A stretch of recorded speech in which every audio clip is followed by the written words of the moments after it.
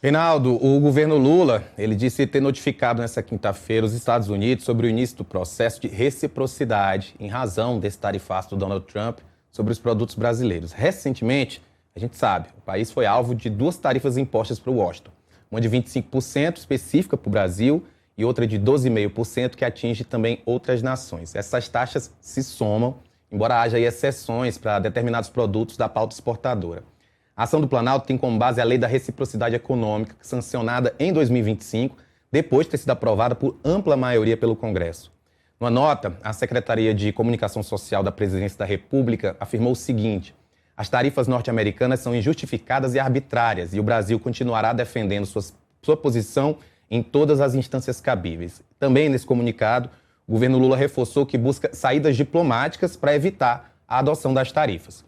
Isso é o seguinte: as consultas diplomáticas que visam mitigar ou anular os efeitos das medidas e das contramedidas previstas na Lei da Reciprocidade Econômica reforçam a disposição do governo brasileiro de privilegiar o diálogo e a negociação em suas relações internacionais.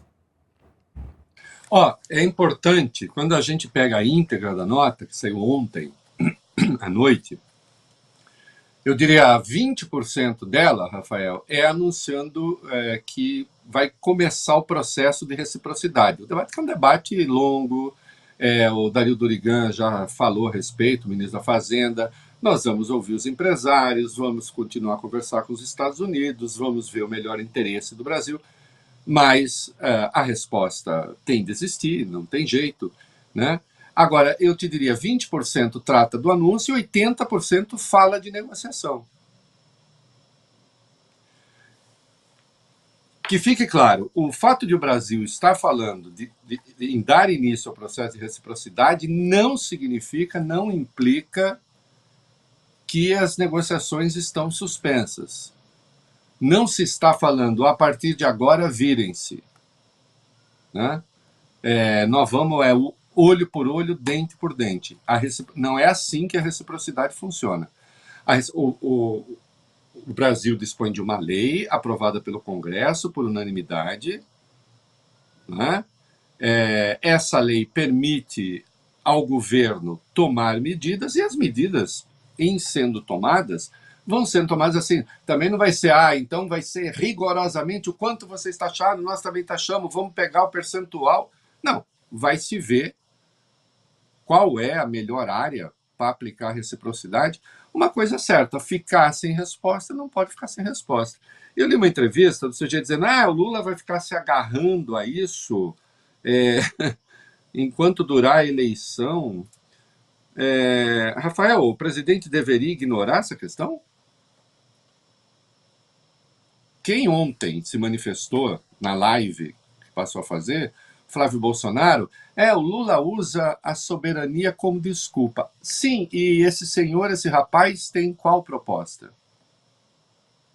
Depois de ele ter mandado uma carta humilhante ao Marco Rubio, implorando para não taxar o Brasil, porque diz que seria bom para o Lula, antes da eleição, olha a pusilanimidade desse negócio. Tudo bem, você faz parte da turma que odeia o Lula, que odeia o PT, que acha um horror e tal. Tudo certo, vai lá, faz a sua, né? Vai na sua.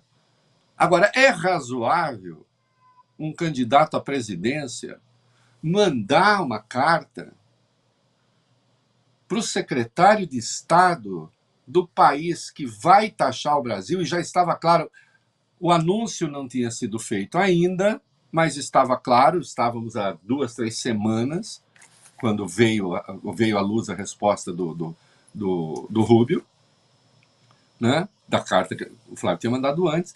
É razoável um candidato à presidência, que pode vencer a eleição,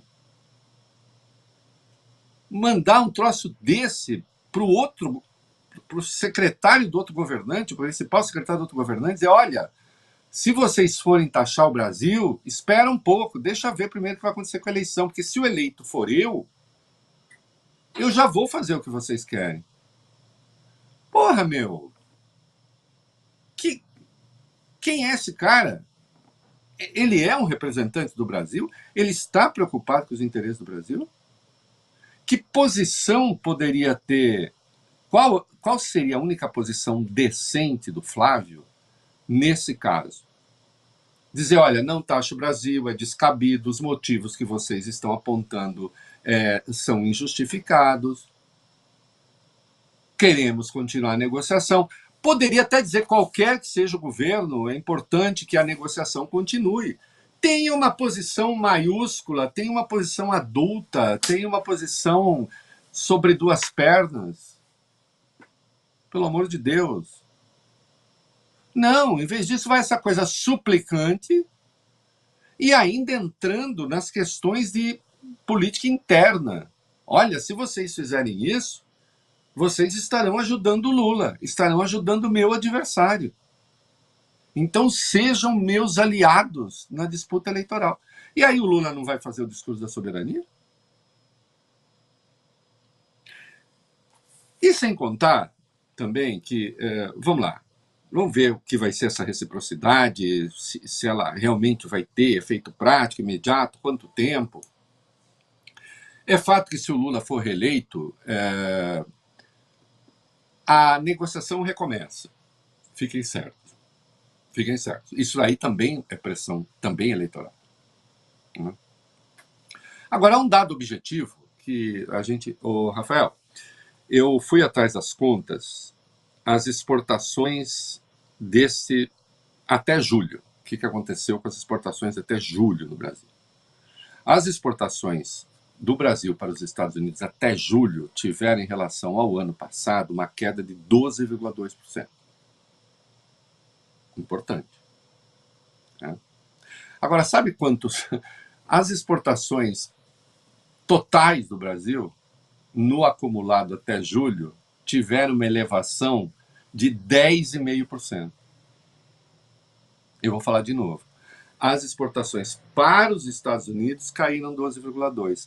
As exportações totais cresceram 10,5%. E a participação dos Estados Unidos na nossa pauta exportadora, né, o acumulado do ano passado, né, era de 12,5% essa altura. Então, as exportações para os Estados Unidos representavam 12,5% do total. Neste ano, também no acumulado até julho, 9,6%. O Brasil não é dependente dos Estados Unidos. Dependente, assim, se a gente não exportar para os Estados Unidos, a vaca vai para o brejo. Mas não existe esse tema de não exportar para os Estados Unidos. Você pode exportar menos, como está exportando menos. Mas o peso que os Estados Unidos têm na pauta exportadora brasileira não é o peso que eles têm na pauta exportadora do México. E mesmo de alguns países europeus. Então, a ideia de que eles vão quebrar as pernas da economia brasileira, claro que se falar assim, não, exporta zero, vai ser um baque. Mas não se está falando disso. Né? Não se está falando disso. Então, não existe... Olha que a gente vai acabar com vocês. A carta que o Trump mandou no dia 9 de julho do ano passado, e se vocês fizerem alguma coisa, nós vamos botar ainda mais tarifas e não sei o quê. Olha, eles podem ficar muito chateados, mas o Brasil não acaba. O Brasil não acaba. Assim como a extrema-direita aqui fica chateadinha, não acaba. O Reinaldo está dizendo agora que é irrelevante para o Brasil, que os Estados Unidos são irrelevantes para o Brasil. Eu absolutamente não estou dizendo isso. É absolutamente relevante. Sim. Né? Agora, a ideia de que nós vamos à bancarrota por causa das tarifas dos Estados Unidos, isso é falso. E, portanto, permite ao presidente Lula levar adiante essa negociação sem precisar ceder da maneira como os Estados Unidos gostariam que cedesse. Porque não adianta, a pressão não vai acabar. A pressão não vai acabar porque essa é a maneira, inclusive, que os Estados Unidos decidiram que eles têm de enfrentar a China. Porque a tarifação não é só contra o Brasil. É que contra o Brasil ela vem casada com uma questão política ideológica. Eles resolveram, junto com a tarifa que ele está impondo ao mundo, eles resolveram também levar adiante uma pauta, né, para favorecer um grupo político aqui dentro. Né? E mais a volta da doutrina da América para os americanos à moda Trump, né, de considerar as Américas um quintal. Né? A volta da doutrina Monroe. Né? Considerar a América Latina um quintal. E há países que estão aceitando isso, nós vamos ver daqui a pouco. Né? Não, a pressão não vai acabar. Vamos fazer uma pausazinha aí, meu querido, e vamos na pausa, vamos para 2. Olha, pausazinha rápida de 2 minutinhos. Você que está na TV, quem está no YouTube, a gente continua, Reinaldo, trazendo essa informação que o Trump está acusando o Brasil e mais uma dezena de países de integrarem uma rede clandestina de triangulação da China, conhecida como transshipment. Essa alegação é de que as mercadorias chinesas são redirecionadas, reembaladas e parcialmente transformadas em outros países para burlar as tarifas de importação americanas. Essa manifestação conta num relatório do Escritório de Política Comercial e Industrial da Casa Branca, que foi divulgado ontem.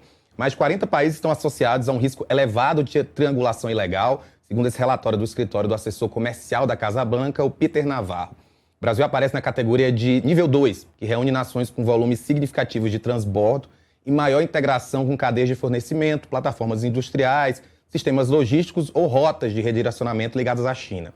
E de acordo com o relatório, o Brasil e a Turquia atuam como plataformas regionais maiores de produção e logística, capazes de dar suporte às solicitações de redirecionamento ou transformação em categorias selecionadas de produtos. Esse documento acrescenta que os maiores facilitadores da China vão do México e Canadá, nas fronteiras terrestres dos Estados Unidos, a União Europeia, Índia, Japão e Coreia do Sul.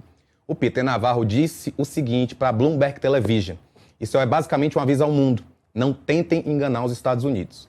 E o governo Trump afirma que, além de permitir que a China mantenha acesso ao mercado americano, contrariando a política comercial dos Estados Unidos, os ganhos provenientes dessa triangulação ilegal também enriquecem os próprios países usados como intermediários. Olha, de novo, você reparou que nessa lista está o principal aliado dos Estados Unidos no mundo islâmico que pertence à OTAN, que é a Turquia, por exemplo. A piada que eu faço sempre, que o Trump é um agente chinês, né? É uma brincadeira, mais uma vez se revela, cara.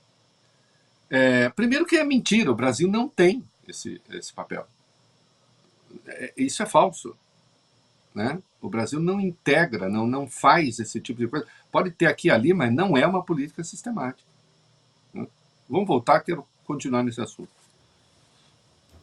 Vamos de volta na TV e também no YouTube, a gente segue falando desse assunto. Então, veja, essa decisão adicional dos Estados Unidos de considerar que o Brasil, né? Então, depois de tudo, ainda vem essa história. O Brasil pertence a uma triangulação com a China para mascarar os produtos que têm origem chinesa, como se isso fosse parte de uma política econômica. É mentira. E, de resto, a presença que a China tem no mundo não decorre dessa política. Isso pode ter até um efeito marginal, mas não decorre dessa política. A grande política da China para o mundo é a chamada Rota da Seda, é outra coisa. E os Estados Unidos já perderam a mão, já perderam tempo nessa história. O que é a Rota da Seda? A China estabelece pactos, acordos com determinados países, né? De venda de produtos, mas junto com implementação de infraestrutura e oferecendo seu sistema financeiro para financiar as transações dos países que compram da China. O Brasil, por exemplo, não faz parte da Rota da Seda. O Brasil não aceitou esse papel, que é um papel um pouco assim, sim, você cria ali se não uma subordinação, pelo menos você cria uma intimidade bastante grande com o país. Bom, os Estados Unidos perderam essa batalha. A verdade é que os Estados Unidos perderam a batalha da globalização. E é por isso que eles tentam acabar com ela. Eles tentam acabar com o modelo que eles criaram. E aí não é fácil, porque as cadeias produtivas estão integradas mundo afora. Né? Qual foi o sonho do Trump desde sempre? Isso está na carta que ele mandou ao Lula no dia 9 de julho. O que ele escreveu lá? Aquela primeira carta do ano passado? O que ele escreveu, Rafael? Isso tudo pode acabar se o senhor transferir suas empresas para cá. Calcule você. É uma insanidade, né? Está em curso.